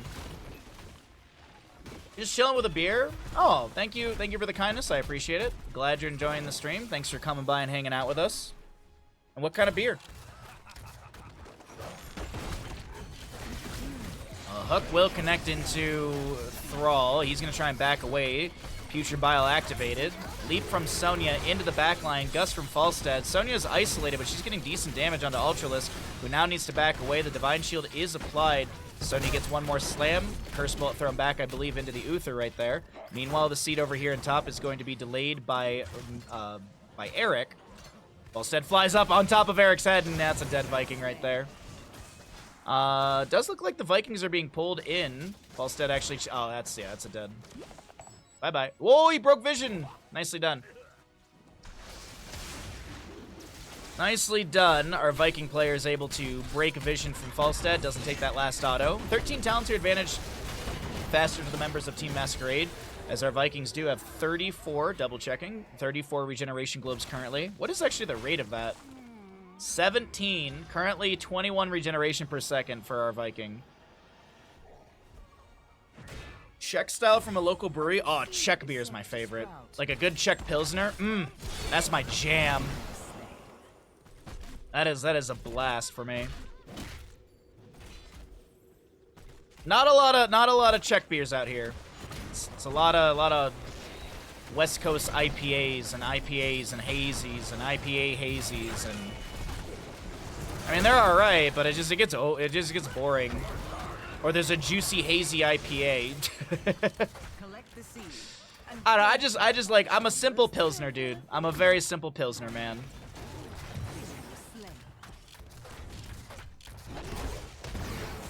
Double kill onto the Vikings. They could play again from top lane. Gust from Falstad actually creates some space for Greymane to back out.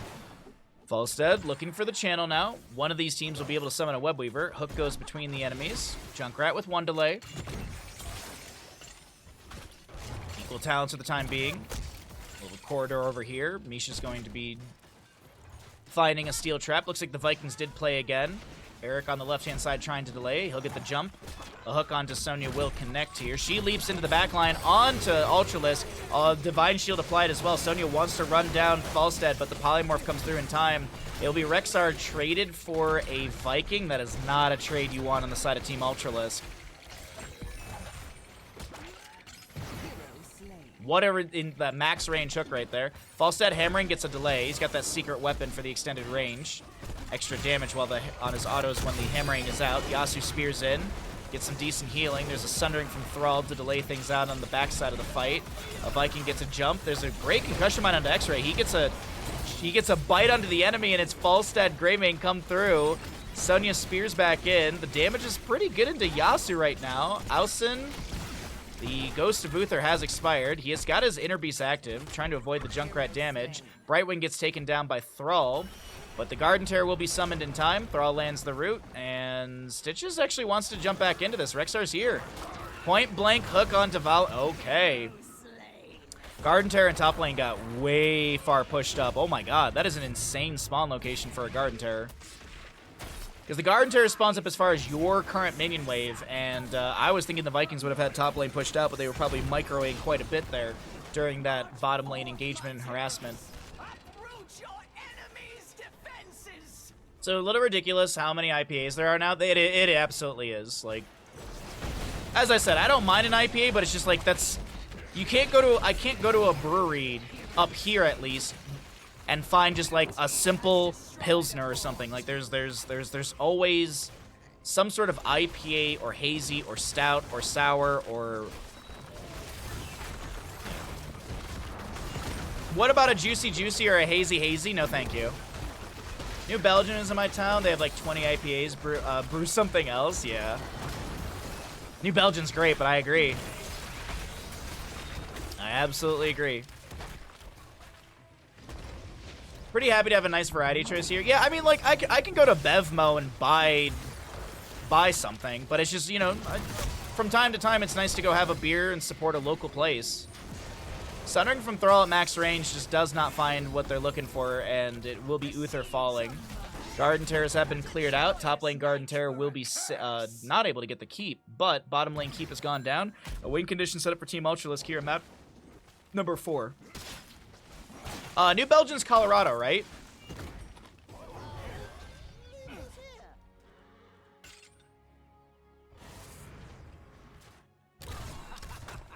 At least you have things like at least Bell's Brewery, like they have something for everybody. You want a nice summer beer? Oberon. You want to be intoxicated 2 beers later? Go get a Two-Hearted.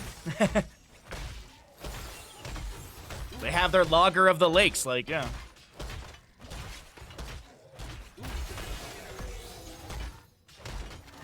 $11 to 6 in kills, 18 to about level 18 here. Team Mascarade falling behind in our 4th map. Hook goes out. I think they were looking for just the Viking kill. How many Viking deaths have there been? That's 8 PM, Chris. There have been 3 Viking deaths, and a Viking death is a half a kill. Wait, no, it's a quarter kill, right? It's a quarter kill. That's a lot. Misha is a half a kill. A seed has sprouted. Let's not fight over it, Okay, Misha with the charge through onto Sonya. She activates her spin. There's going to be a Viking death right there. Eric goes down. Misha traded.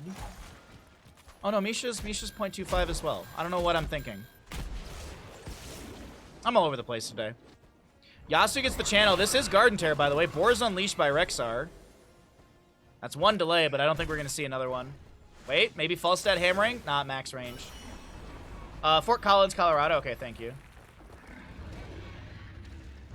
As a Belgian, it's weird hearing to talk about New Belgium. Well, see, no, but Freaky, that's the thing.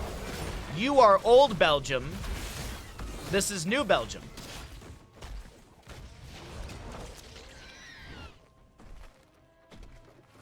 Yeah, I don't know. I put more value on Misha than a Viking, which is maybe me being biased. 20's almost here. Garden Terror's cleared out. Garden Terror was cleared out in mid. Whoa! Oh, it's Misha. Okay. I saw a blue health bar getting annihilated, and I was like, oh no, that's not good. But it was just Misha to check the bush. Overgrowth Plant in bottom is going to be summoned as well. Olaf Largen, and oh, that's a Putrid Bile that comes through, and the gust is perfect.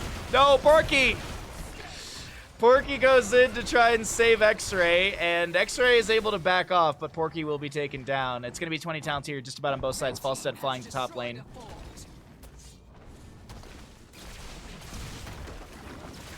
We've taken your Belgium and re-Belgified it. Yeah, that sounds about right, Crush. You don't want to be old? I'm sorry. You're next, Hungry. A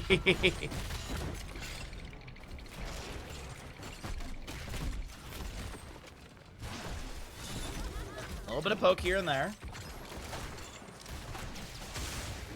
Kill command. We actually have the upgrade with the epic mount for Falstead, and I think he grabbed that after he flew, so he still has, yeah, he still has quite a cooldown because it should be 25 seconds.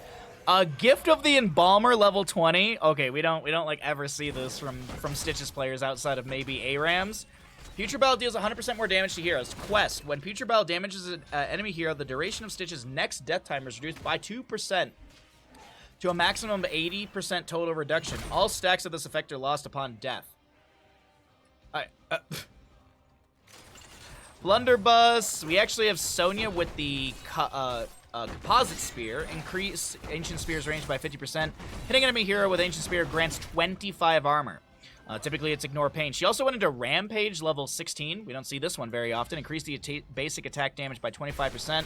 Basic attacks reduce the cooldown of Ancient Spear by 2.5 or 1.5 seconds. I mean, the good synergy.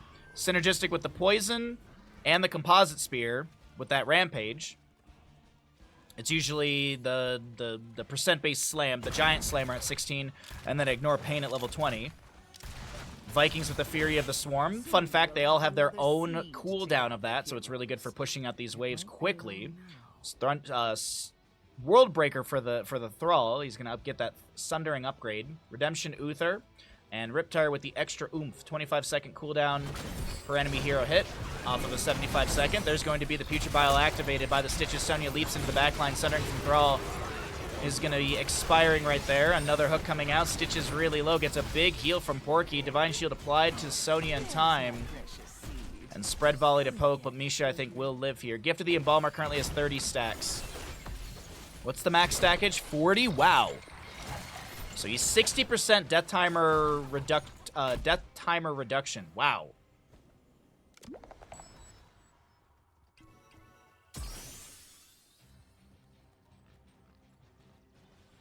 New Hungry opening in summer 2025.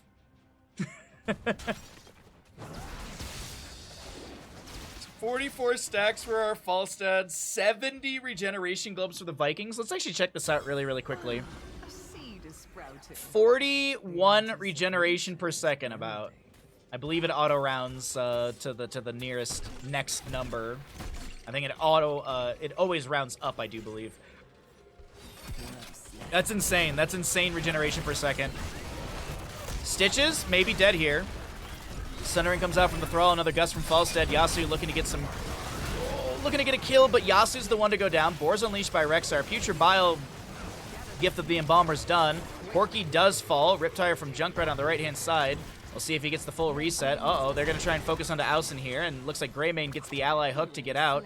Thrall will go down on the left-hand side to Falstad, as they're going to look to re-engage on this objective phase from the side of Team Ultralisk. But I think Team Mascarade, they're out of here. It's not going to be Garden Terror summoned, so not that big of a worry. Misha gets a charge onto a Viking, dealing some damage. Misha Rex are a little deep in the lane right now. But Falstad, maybe he'll join in with a barrel roll over the wall.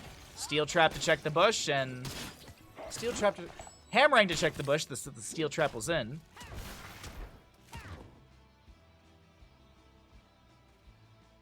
Alright.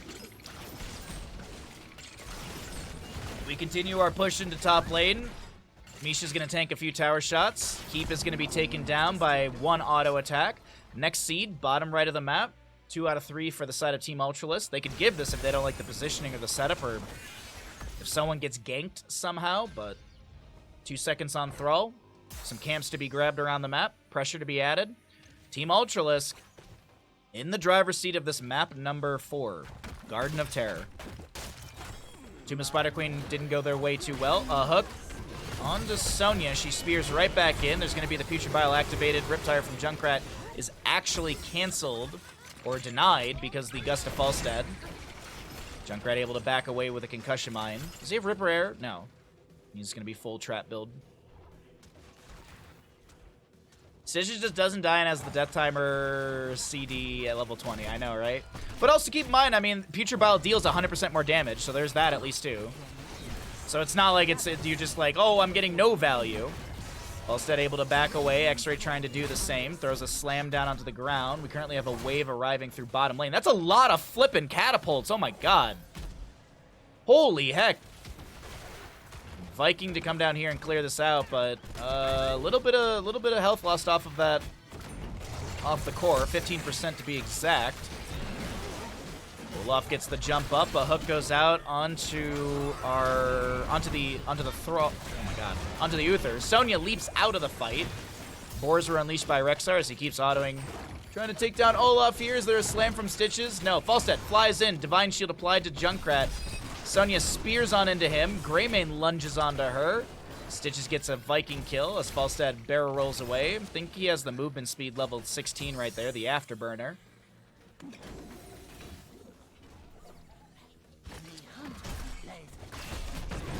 Serge, thank you for the subscription. I appreciate that greatly. We'll resend your alert when we get out of game. 12-second death timer, 21 minutes in. You can't be too upset about that. Falstad, short distance flight, goes for Yasu. Will be able to get the last auto. Boom. We have Uther going down, but he has the golden swirl, so he's got redemption respawn. Greymane currently just absolutely annihilating the enemy team. This is going to be a pentakill. There still are heroes available. Oh, Eric doesn't get the delay in time. Concussion Mine splits back Greymane. He's got the Inner Beast active, I think. I think it actually expired. Well, 39 for Sonya, 30 on the Thrall. A Viking gets pulled to the left-hand side. He goes down. All keeps are going to be removed before the core falls, but this is looking all done and in favor of Team Ultralisk. They have punched their ticket to the upper bracket semifinal tomorrow morning. And now, Team Mascarade, they drop down to the lower bracket. We're going to see them after our next best of five, excuse me, of the loser of our next best of 5. GG, well played. Team Ultralisk continue their run in the upper bracket.